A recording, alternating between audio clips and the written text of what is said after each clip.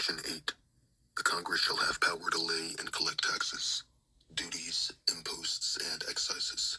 to pay the debts and provide for the common defense and general welfare of the United States. But all duties, imposts, and excises shall be uniform throughout the United States, to borrow money on the credit of the United States, to regulate commerce with foreign nations, and among the several states, and with the Indian tribes, to establish an uniform rule of naturalization, and uniform laws on the subject of bankruptcies throughout the United States, to coin money, regulate the value thereof, and of foreign coin, and fix the standard of weights and measures, to provide for the punishment of counterfeiting the securities and current coin of the United States, to establish post offices and post roads,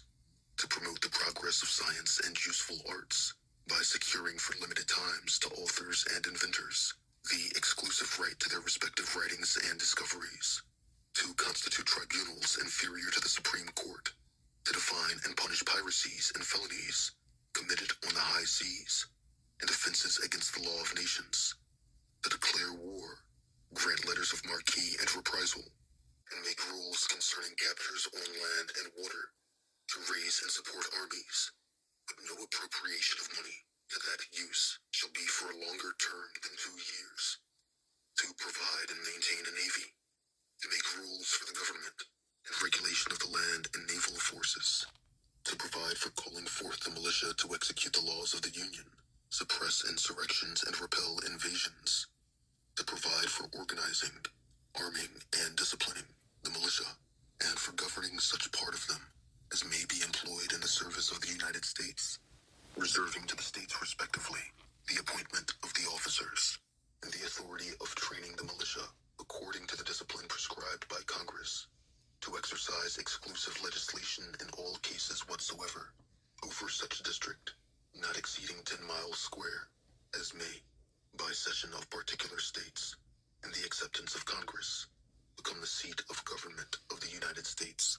and to exercise like authority over all places purchased by the consent of the legislature of the state in which the same shall be, for the erection of forts, magazines, arsenals, dockyards, and other needful buildings, and to make all laws which shall be necessary and proper for carrying into execution the foregoing powers, and all other powers vested by this Constitution in the government of the United States, or in any department or officer thereof. Section 9. The migration or importation of such persons as any of the states now existing shall think proper to admit shall not be prohibited by the Congress prior to the year 1808, but a tax or duty may be imposed on such importation not exceeding $10 for each person. The privilege of the writ of habeas corpus shall not be suspended unless when in cases of rebellion or invasion the public safety may require it. No bill of attainder or ex post facto law shall be passed. No capitation or other direct tax shall be laid, unless in proportion to the census or enumeration herein before directed to be taken. No tax or duty shall be laid on articles exported from any state. No preference shall be given by any regulation of commerce or revenue to the ports of one state over those of another, nor shall vessels bound to, or from, one state be obliged to enter, clear, or pay duties in another. No money shall be drawn from the treasury, but in consequence of appropriations made by law, and a regular statement and account of the receipts and expenditures of all public money shall be published from time to time. No title of nobility shall be granted by the United States, and no person holding any office of profit or trust under them shall, without the consent of the Congress, except of any present, emolument, office, or title, of any kind whatever, from any king, prince, or foreign state.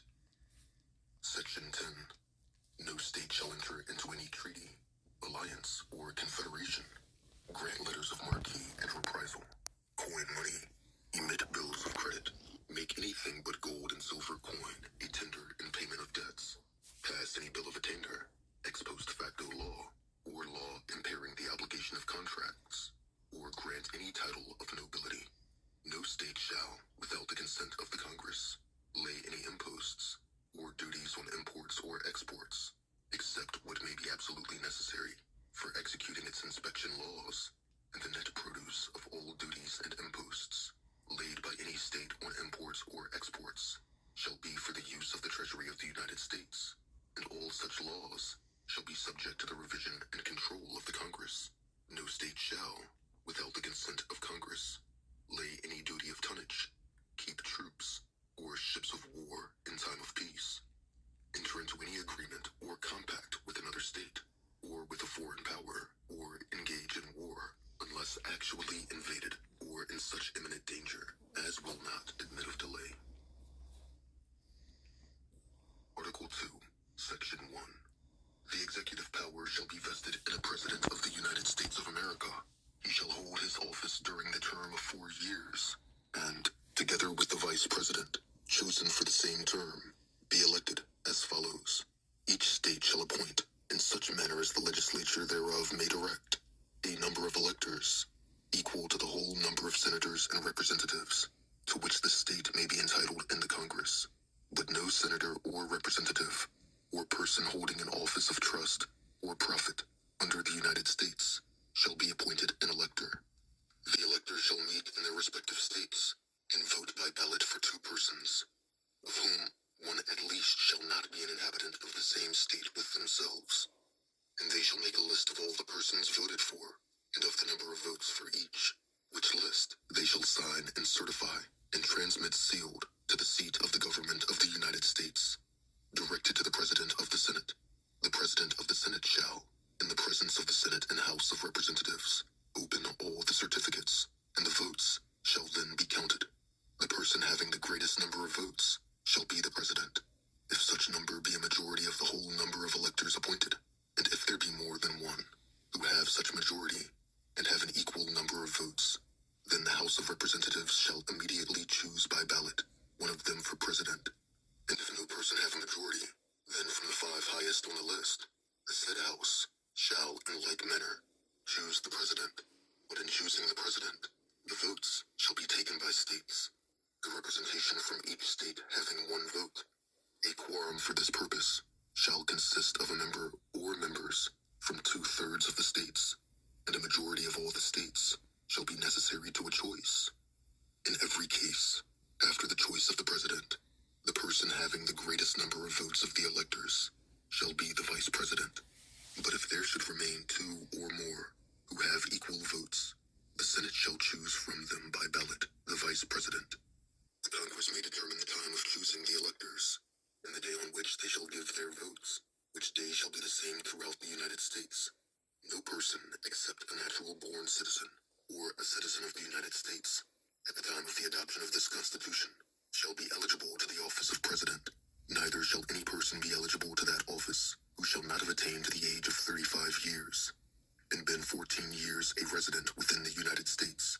In case of the removal of the President from office, or of his death, resignation, or inability to discharge the powers and duties of the said office, the same shall devolve on the Vice President, and the Congress may by law provide for the case of removal, death, resignation, or inability, both of the President and Vice President, declaring what officer shall then act as President, and such officer shall act accordingly until the disability be removed, or a President shall be elected. The President shall, at stated times, receive for his services a compensation which shall neither be increased nor diminished during the period for which he shall have been elected, and he shall not receive within that period